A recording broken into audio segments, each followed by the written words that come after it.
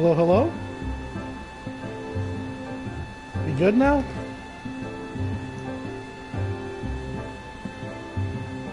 Hello? Alright, good. Alright, perfect.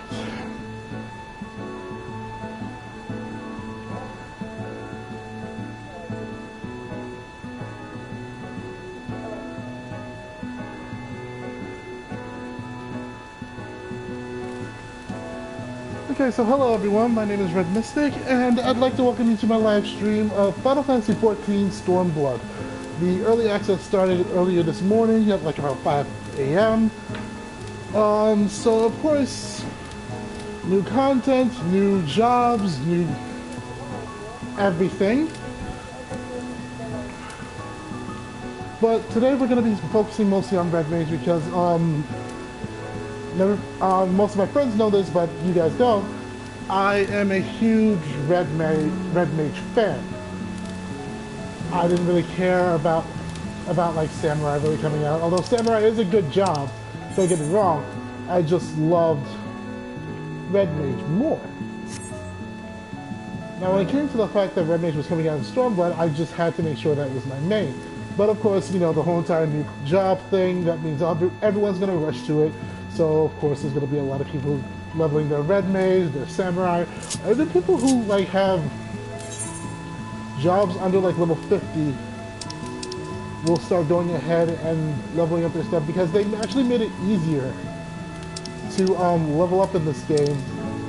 So that way they can help. So that way it can help you go from like 50 to 60, and then you can start the Stormblood content. Now, if you're not familiar with Red Mage, then I'll give you a little history about it. Red Mage has always been known as the Jack of all trades, but master of none. Now, why is it called that? Well, because it takes both the black magic and white magic and uses them together. Plus, is also able to use a sword, which is why it was a Jack of all trades. It was the master of none because in games like the regular Final Fantasy or Final Fantasy III, it didn't really learn that much. It was... the most that it could learn was like tier 4 black and white magic. While, like, you know, the black mage should learn all of it, white mage should learn all of it, and then you had the warrior or whoever used this, or whatever job that you had that was using a sword that could outdamage the red mage using a sword. So basically it was like one of those staple first jobs in like Final Fantasy 1 and 3, but in Final Fantasy 5 they actually did something very interesting where they gave the never mind, okay, good. They gave the whole entire idea of using abilities outside of the job,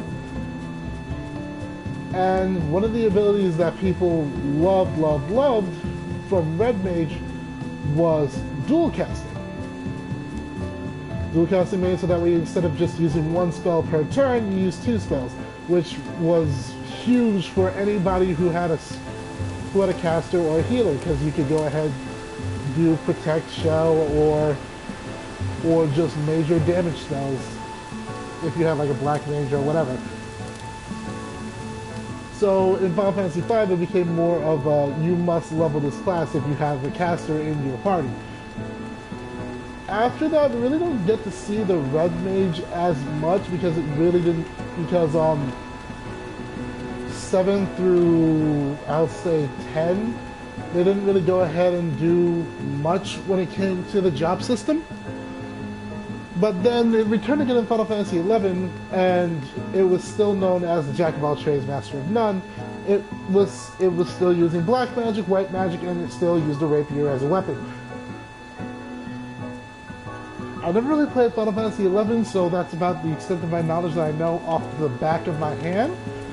But basically, Red Mage has been around for a very long time, and I was actually surprised when I first started on Final Fantasy XIV that Red Mage was not available. I'm thinking like you have Warrior, you have Paladin, you have Black Mage, White Mage, Monk. They added Ninja eventually. They had Summoner, and then they had Scholar. I'm like, well, That's great, but where's my red mage? Of course, I main summoner for the whole entire time being. I just love the casters, except for maybe... I don't really like black mage that much, because I feel it was too motionless. Like, literally most of the time it was saying that you need to stay in one spot or else you won't get the damage off. But I guess now, since new stuff has been added in Stormblood, they went ahead and gave black mage a little bit more mobility, so that way their little teleport can teleport them back to their ley lines, which I think is actually pretty cool. Plus they gave them an ability that makes it so that way they can cast 3 abilities, 3 spells with no cast time. Now, I honestly think that's great. Black mages really did need that, so that way, like, sometimes when they actually have to move but they still want to do some damage, they could go ahead and actually, you know, do something. Summoners didn't really have that long of a cast time with their spells, so they really didn't have to worry about being, like, motionless. They could move around, plus they still had their pets, and then their dots were still doing the damage. One of their dots was instant cast, so there was that. And then you had... And then you had the whole entire Enkindle, which made it so that way your pet could do even a bigger damage, depending on what it was bigger damage AoE, and all that type of stuff. Black Mage didn't really have that much mobility, but now I see that they're trying to give it a little bit more mobility, and maybe even trying to make it so that way it's not like falling behind when it comes to like AoE damage, because I know they nerfed Summoner and Scholar's AoE damage big time, because Summoner and Scholar were basically known as the AoE damage kings and queens. So they were basically just making it so easy for mobs to be cleared that I was like, we're looking at this and we're seeing that like summoners can really go ahead and do some AoE damage. Let's nerf that. So they went ahead and nerfed Bane. They didn't, and made it so that way it was like, now you're not so centered on the dots, now you're more centered around your pets and your runes, which is what I guess they wanted it to be in the first place. Like pets, like the whole entire idea of the summoner is that your pet was supposed to do a good amount of damage, and so was your runes. But you weren't supposed to be able to go ahead and do so much AoE damage. But we'll see what happens. I haven't really gotten the chance to go ahead and try Summoner as much, but there is actually another one that I want to try out before I go ahead and get into this dungeon for whatever reason, and that is whenever that happens, and that is Machinist, because Machinist got like a major overhaul. First of all, look at this. You see how like all of these things are crossed out? All those are now in cross skills, so Invigorate, gone. We have Leg Graze, gone. Promotion, promotion, yeah, that's gone. We have Suppressive Fire, that's gone. We have... I'm actually surprised they got rid of Rend Mind. I thought they would actually keep that, because it was actually a pretty good ability. But I guess it's because they already have, like, the virus variants on spellcasters that they decided, you know, Machinists didn't really need this, so that's gone. Foot Graze, that's gone. Grenade Shot is now gone, dang. And like that's like most of my second, like almost half of my second page gone. And let's see what you have here. Oh yeah, Head Graze is now gone, which I'm going to miss. And Hawk's Eye is now gone.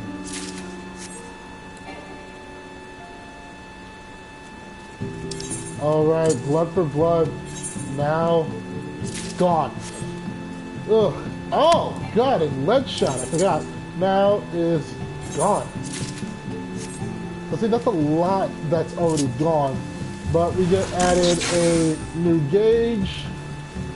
That should be interesting. I mean, we now have the heat gauge, which is supposed to be very useful. But let's see what we actually have in terms of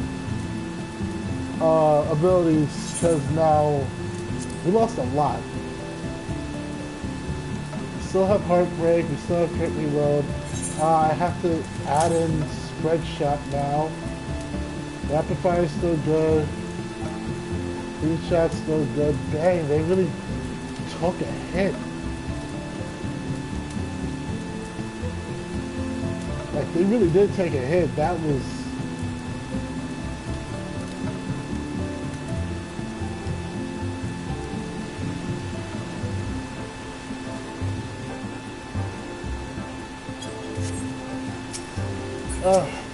I'm not happy about that.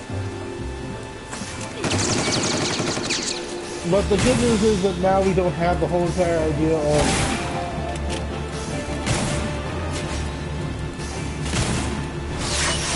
we don't have to deal with the cast time. I'm sorry about the lag. It's been pretty laggy on the servers lately since Stormblood came out.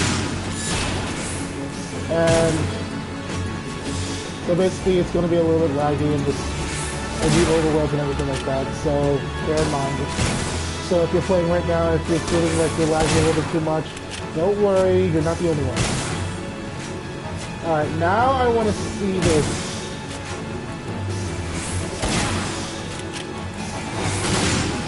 I'm just wondering, like, do I have to equip those? Or, like, what?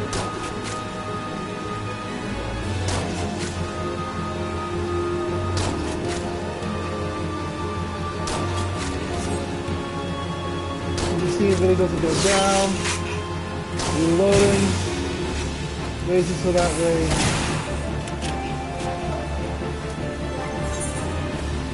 You don't have to, you don't really gain much heat plus doing that. If you use a bullet, no matter what, you're going to have no heat generated, which is pretty cool, I guess. But I'm just wondering, how does this whole entire idea of the enhanced stuff work? Let me see, actions, strikes, jab, okay, let's see. Heated split shot.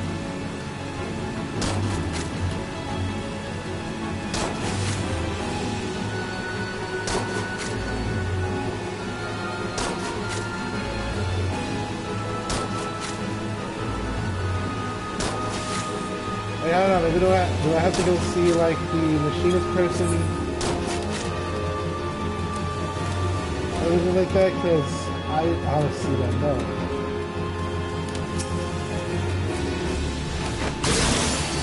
So that Ricochet, which, ooh, that was more damage than last time. Okay, so Ricochet, I think you needed the hugest buff, which I'm glad they actually got the whole entire, they actually got the whole entire flare only treatment. Because Ricochet used to be the worst AoE skill to have because of how much the damage fell off.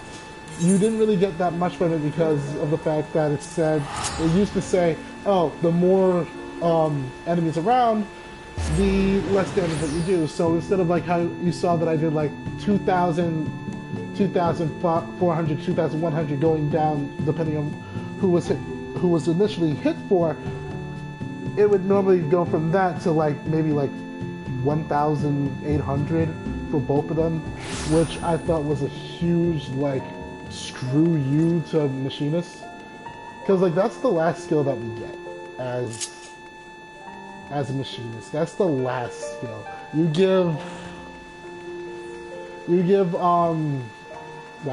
Bard's Sidewinder, which makes it so that way they go ahead and for the amount of dots that they have on, they immediately go ahead and become.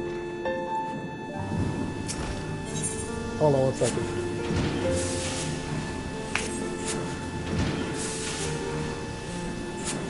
Yeah, so they immediately do more damage the more dots they have on. But then they look at machine and it's like, you know, it doesn't really have good damage. So I guess that's why they finally decided to buff it. Now let's see, we gotta join Stefan in Idleshire. Let's go to Idleshire, everybody, while I wait for this long queue to start. I mean, I don't know. Maybe it won't start for a long time because it's been like 47 minutes since I started this whole entire thing. Well, not the stream, but the whole entire searching for a dungeon, and no one has actually come up and actually done it. So I'm guessing maybe that like everyone's just rushing doing fates and everything like that, or just rushing the main scenario quests, which I understand. Like that's fates are probably the easiest way to do it right now, and then so I might just do the same exact thing. So I would have to go to, let's see, if I want to go somewhere. I would have to go to Falcon's Nest to do what I need to do. Oh, there he is. There's our machinist mentor. And you're too close, you're too close, you're too close! Such potential, why the goblin technology amassed in the main square alone could keep me tinkering for days. I guess he wants to come here to get some parts. Hey, look at that.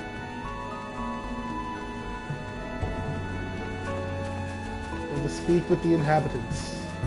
Ah shit, I passed it.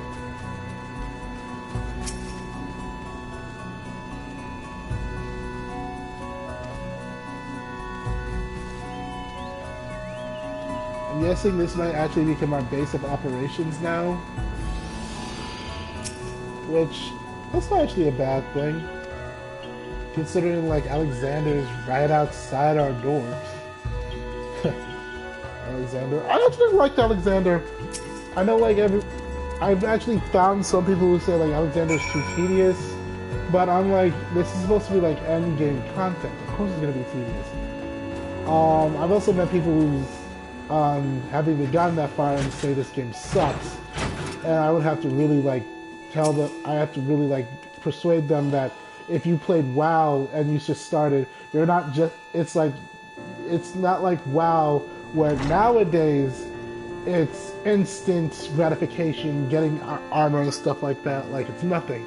You actually have to grind in this game, and that's what I like about MMORPGs.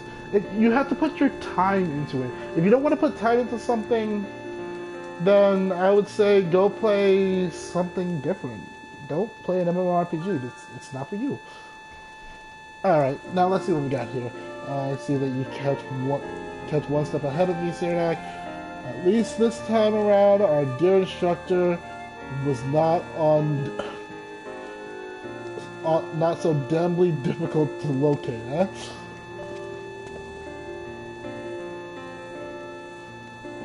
Voices, now that brings.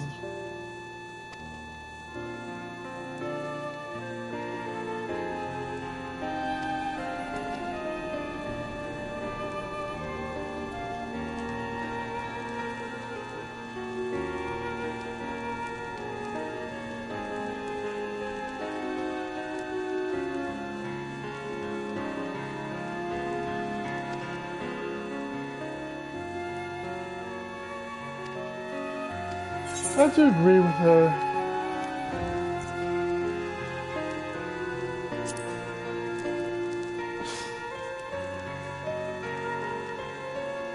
I have to agree with them. Joy, I love Joy, but she's too kind.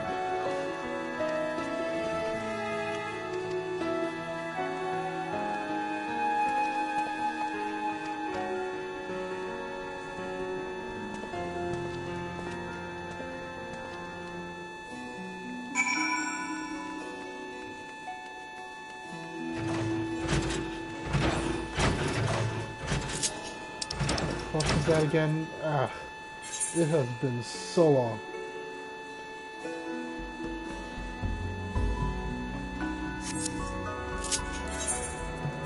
Going back to Ishgard Foundation. Oh, Rabbit Idol. Whatever the heck her name is, I'm bad with names. Sorry, people.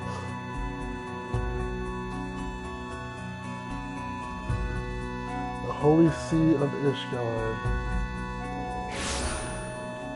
Kind of like how they did that little play on where's the Holy Sea.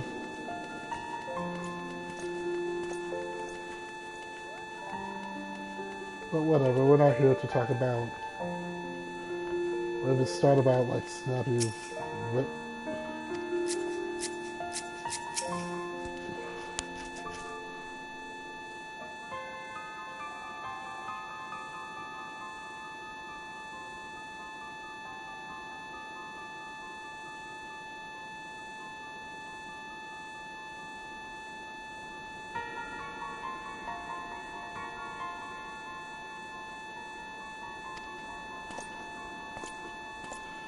I see that people are still treating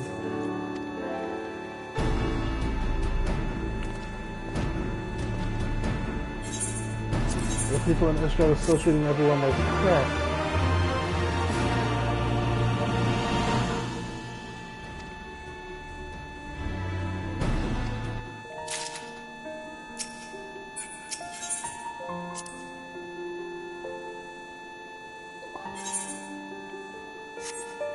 Okay.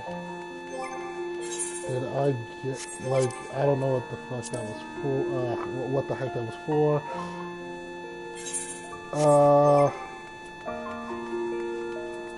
Let's see, is there something that I'm not doing, maybe?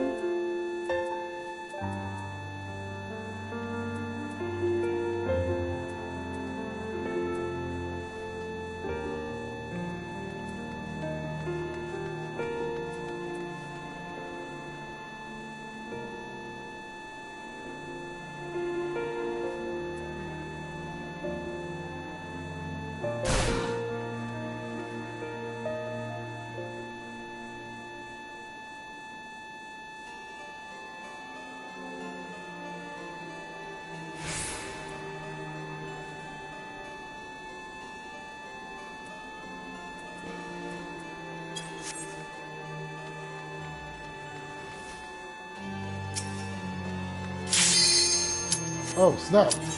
We actually got a queue. Sweet. Red Mage, you're up.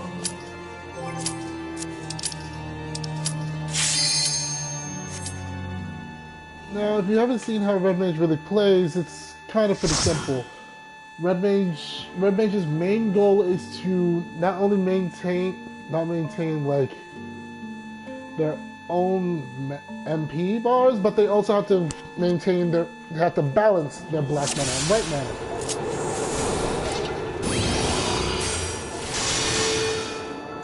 Let's see, so we got a samurai at level 52 already.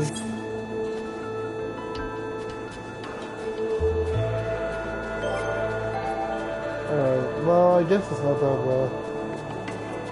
Oh shoot, I don't. And I guess I can always do this. Let's get started.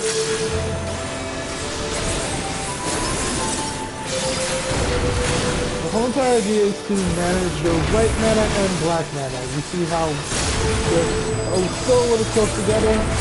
As long as you keep them a little balanced, you're doing the right thing. But if one of them gets too far ahead, I suggest you start spamming the other mana. Like, if you get too much black mana, you should start spamming white mana. If you get too much white mana, start spamming black mana. And as you can see, like, you see that I have two other moves, both fire and burst stone, but you see me only use them when they're lit up. That's because I need a proc from either the thunder or the arrow that will either give burst stone ready or burst fire ready. Like, see right there, burst stone ready. It's a 50% chance, but you also have an ability called acceleration that allows you to get it instantly on your next cast. Now you see how my black and white mana is kind of full. That's okay for now, but what you want to do like this is like full. Now, since you have more than 80, you want to spend it on your mana combo, and then just do something like that. Now you don't want to go ahead and just use whatever melee skill you want in any order. You want to use Riposte, Zwirchow, and then you would want to use redoublement. Each one would be enhanced, but also each one would go ahead and do extra damage, kind of like a skill combo that you would have for a regular... Ah, shit, I'm lagging. For a regular melee class.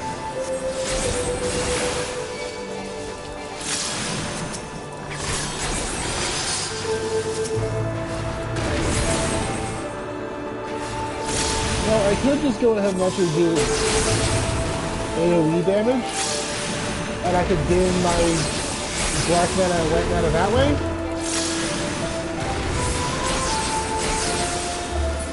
But sometimes it's just better to just go ahead and use your regular combo, because you don't want to go ahead and get it all the way up evenly, as I said, because you'll want to go ahead and get a little bit uneven once you get to higher levels, because then you'll get, once you get to max level with Red Mage, you'll get Verholy and Verflare. And what it does is, after you use your little melee combo, you know, Repose, Virtue, and then Redoublement, after you go ahead and use Displacement, you don't have to use Displacement, but you always want to use Displacement to get away from people you're going to capture. That can just so happen to use melee damage. But melee damage is not your main damage. Once you use an enhanced redoublement correctly, depending on which mana bar is higher, you're going to want to use either Verflare or Verholy, because then it will give you a guaranteed proc for Verfire or Stone. If you have more white mana, you're going to use Verflare, and then it'll proc Verfire. But if you have more black mana, you'll want to use... Oh shit. You'll want to use Verholy, and it'll activate... And it'll go ahead and activate... oh god, I messed up already.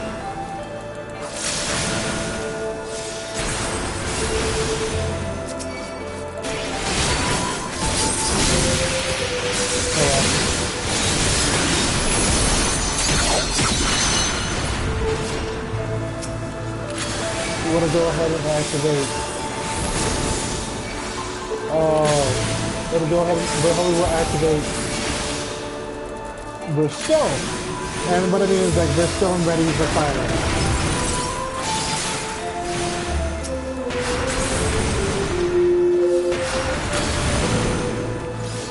But you never want to use the thunder or the arrow alone, because they have, out of your spells, they have the longest cast time.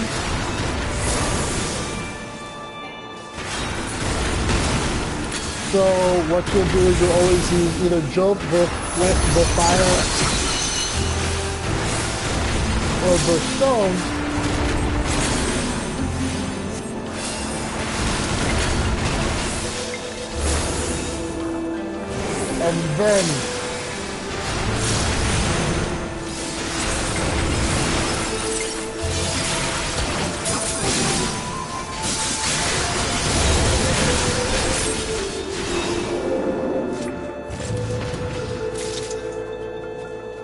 And then you'll want to go ahead and use the thunder or the air.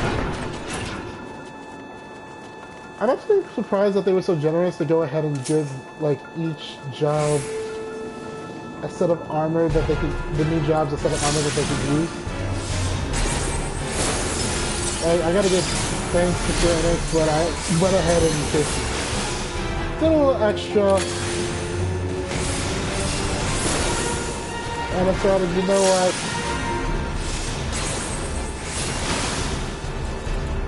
Oh god, no, why?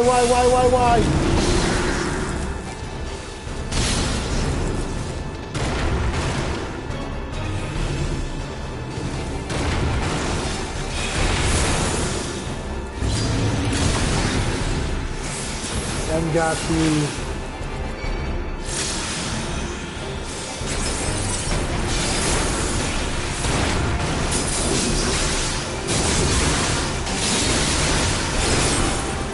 ironwork set.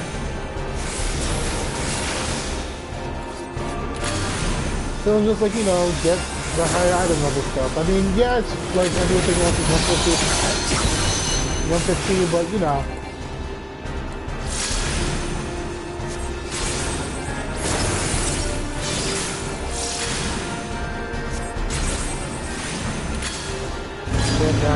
Lagging. See, even that guy's lagging.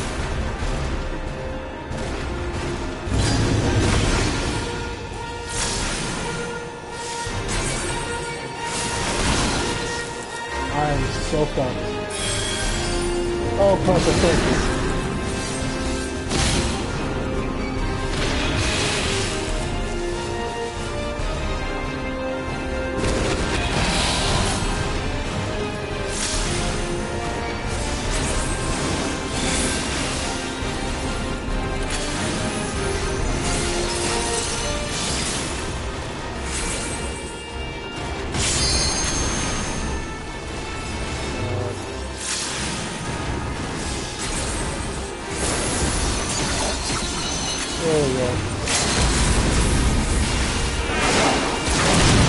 Oh god, no.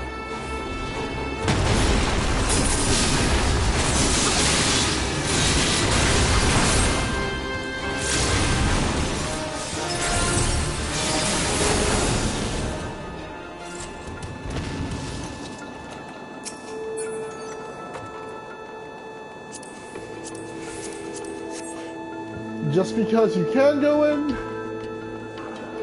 with your core, you do not always want to go in. Corpse to corpse, whatever.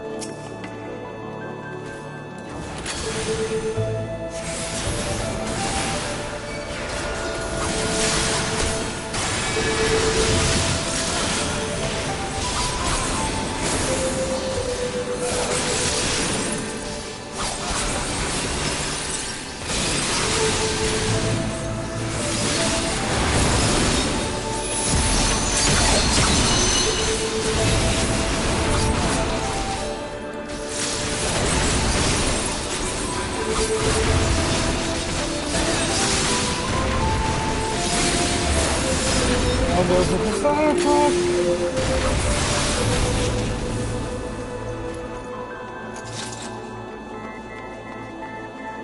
Look up what is this. Uh-oh.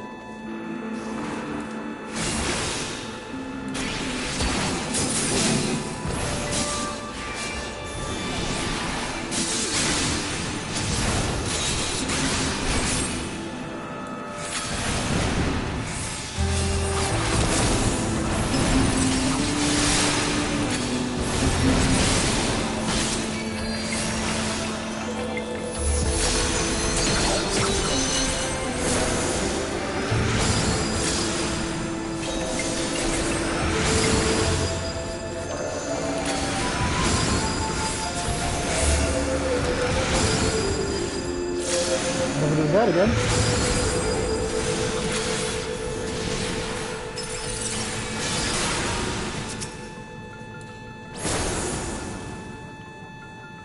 Oh god, server lag. Never had this much server lag in Heaven's Ward.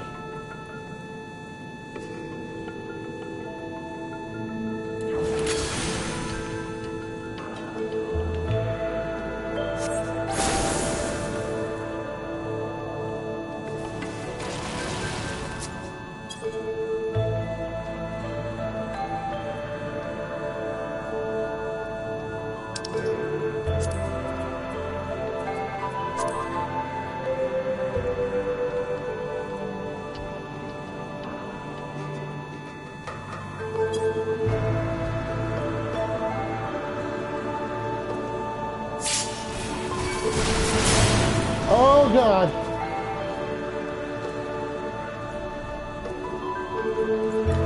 Stepping back.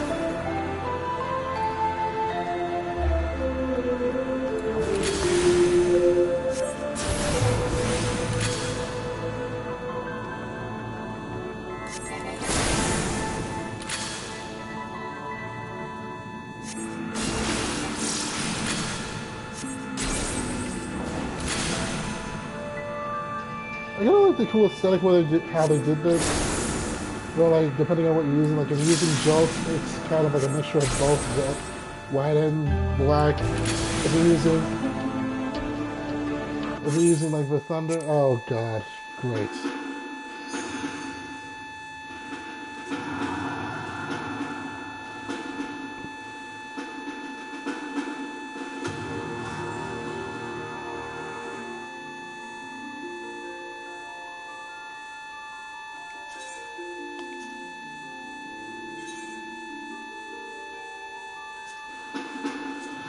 Oh!